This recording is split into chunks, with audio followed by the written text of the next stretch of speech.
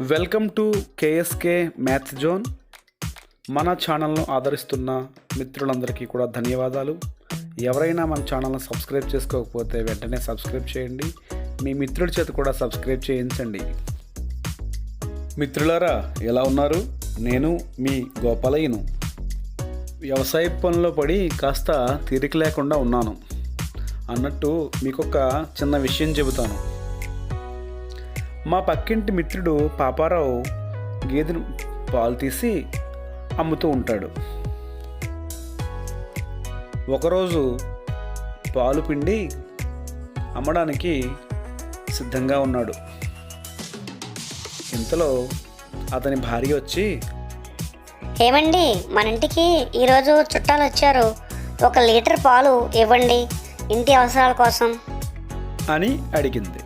వెంటనే పాపారావు 1 లీటర్ పాలు ఆమెకిచ్చి పంపించేశాడు. మిగిలిన పాలకు నీళ్లు కలిపి రెట్టింపు చేశాడు. అయితే అందులో సగమే అమ్మాడు. మిగిలిన 5 లీటర్ల పాలు పాపం విరిగిపోయాయి. అయితే అతని దగ్గర మొదట ఉన్న పాలు ఎన్ని లీటర్లు? సమాధానాన్ని వెంటనే కామెంట్ బాక్స్లో పెట్టండి, మర్చిపోకండి. Thank you for watching this video. Yours Kiran sir from KSK math zone. మరిన్ని ఇంట్రెస్టింగ్ వీడియోస్ కోసం వెంటనే సబ్స్క్రైబ్ చేయండి మన ఛానల్ యువర్స్ కిరణ్ సార్.